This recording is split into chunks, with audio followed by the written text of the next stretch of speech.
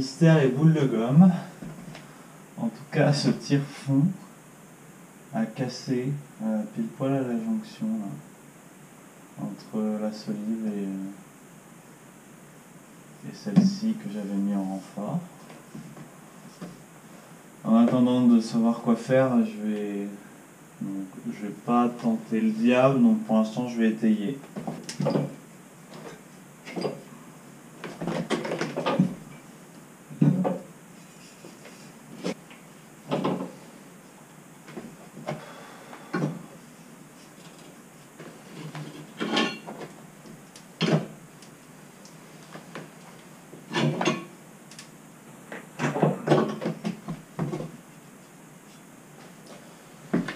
Donc c'est quasiment certain que ça a cassé parce que j'ai trop forcé, ça a chauffé. Du coup la torsion a fait que ça a cassé. Par contre, ce qui est bizarre, c'est que ça a cassé pas tout de suite. Bon. Rien de grave, les planches sont quand même costauds, elles font bien 3 cm d'épaisseur, c'est une chape allégée, donc aucun risque structurel. Donc ouais, on va remplacer ça et puis ça va bien se passer.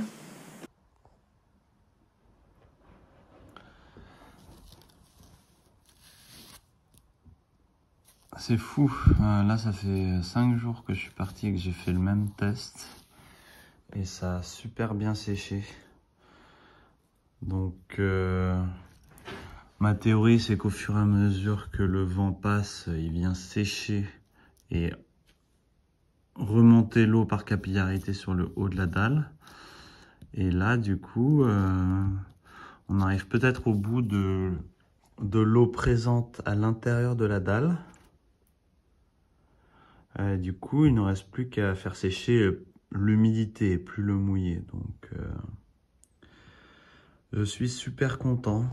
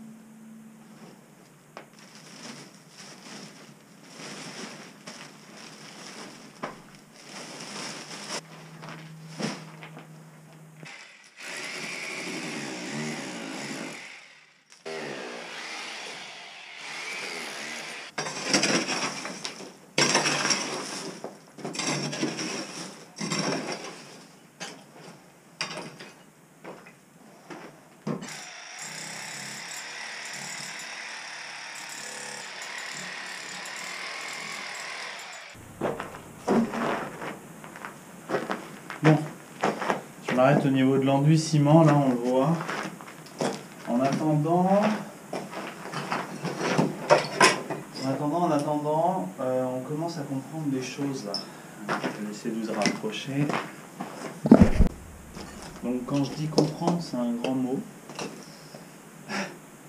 Il y a des questions en plus qui se posent, mais il y a des hypothèses qui commencent à pouvoir se vérifier. À côté, là où il y a la cheminée, il y a de grandes chances qu'elle n'ait pas été là à l'origine.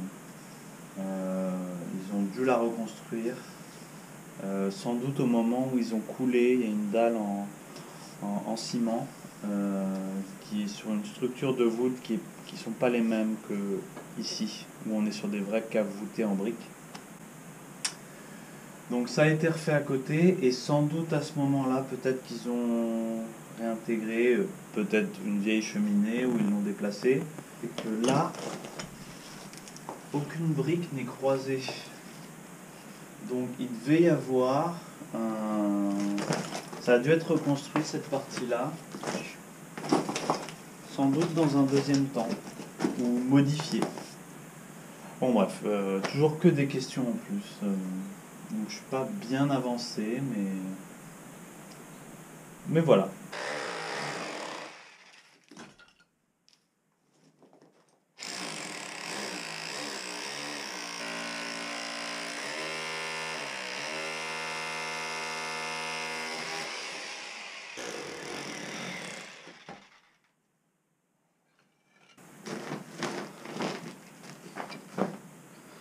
Vous voyez comme ça défonce tout le ciment, ça colle à la surface.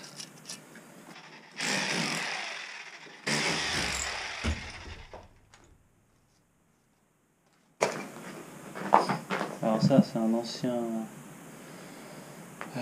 trou d'accès au conduit qui part du sous-sol, a priori d'un ancien four à pain, qui remonte là, et de l'autre côté il y avait un poêle à bois. À ce niveau-là.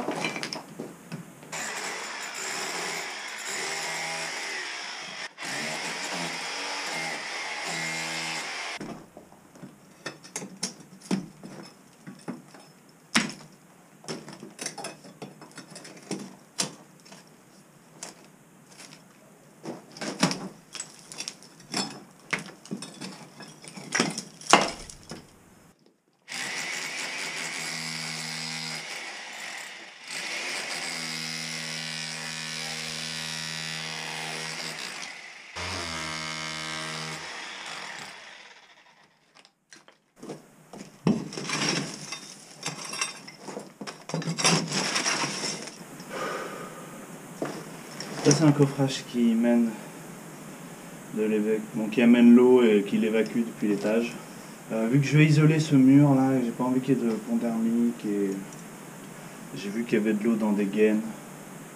J'ai pas envie de faire les choses à moitié, je vais la casser et je referai un coffrage plus tard, sans doute mieux isolé d'ailleurs.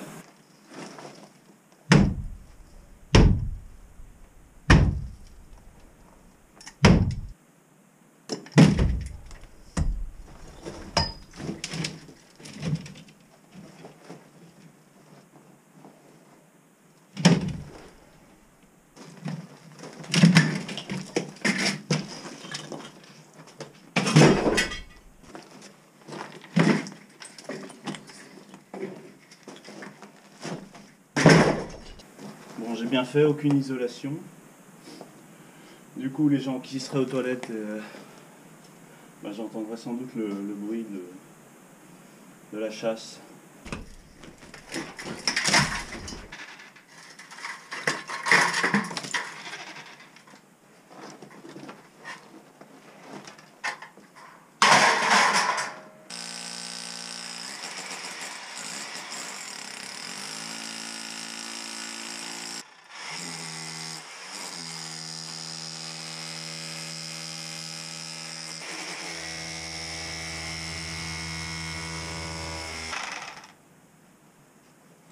Oh putain!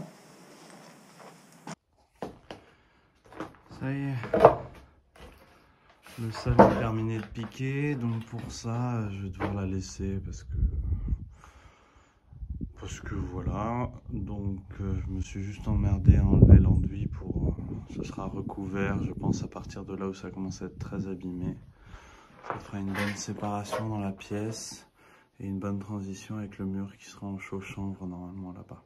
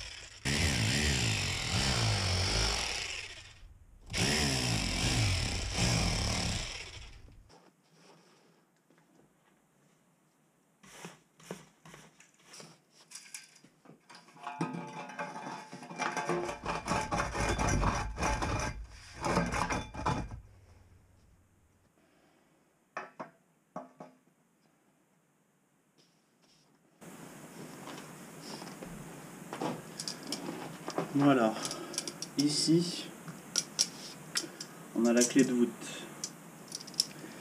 et la voûte se situe du coup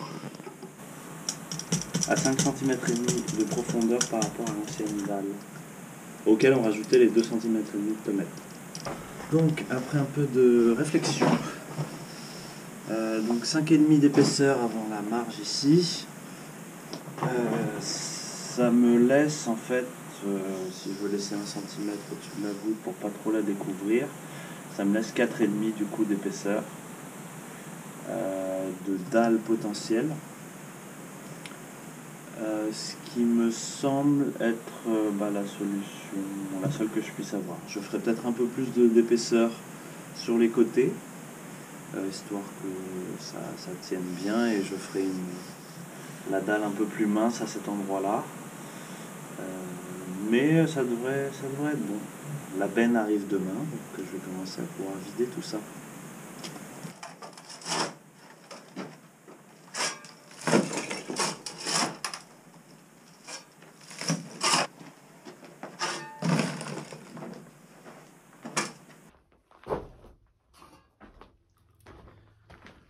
Bon, en fait, j'ai même pas trop besoin de réfléchir pour savoir quoi décaisser. Je vais refaire exactement le même niveau que la précédente dalle, et en fait, elle se décroche.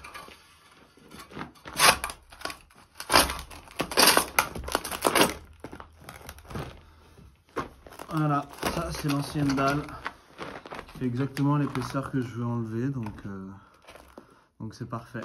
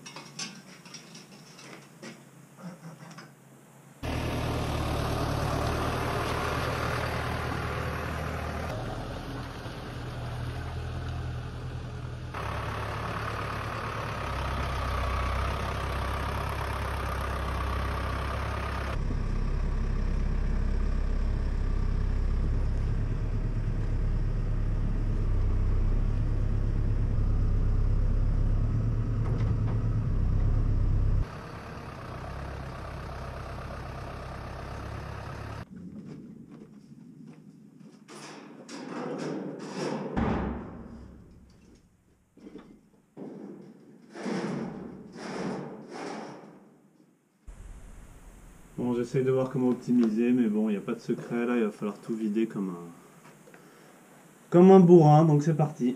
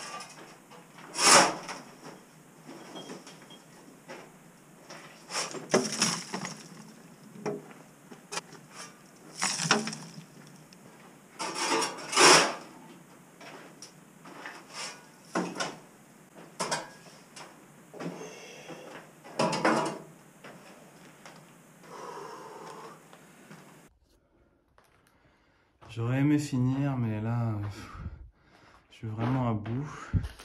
Donc j'ai enlevé tout ce qui était en surface, qui est quand même le plus chiant à pelleter parce que ça vient se prendre dans la pelle et c'est pas pratique. Donc là, on voit encore la marche. Donc il me reste à décaisser encore toute la dalle, mais ça va être le plus facile parce que ça se décroche bien et ça se tient dans la pelle, donc c'est assez agréable. Voilà, je sais pas si on se rend bien compte, mais à Venay, il y a quand même 3-4 mètres cubes. Et je suis lessivé, donc ça va faire du bien de se poser un peu. Voilà.